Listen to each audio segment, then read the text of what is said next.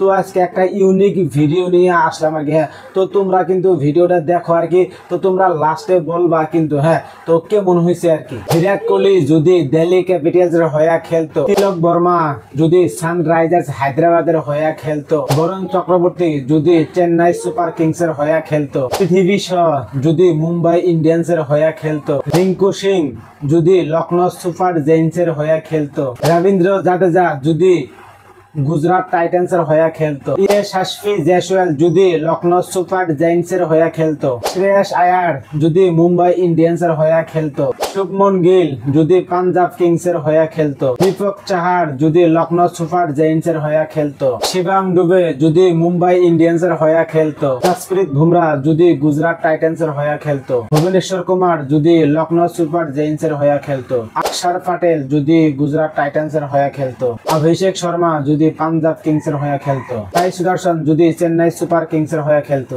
শার্দুল ঠাকুর যদি মুম্বাই ইন্ডিয়ান্সের হয়ে খেলতো, মোহাম্মদ শামি যদি লখনৌ সুপার জায়ান্টসের হয়ে খেলতো, কুলদীপ যাদব যদি লখনৌ সুপার জায়ান্টসের হয়ে খেলতো, ওয়াশিংটন সুন্দর যদি চেন্নাই সুপার কিংসের হয়ে খেলতো। তো তোমরাই বলো আর কি, যতগুলো আর কি আইপিএল এর ফ্যান্স আছো আর কি। হ্যাঁ, তো তোমরাই বলো আর কি কেমন হতো আর কি।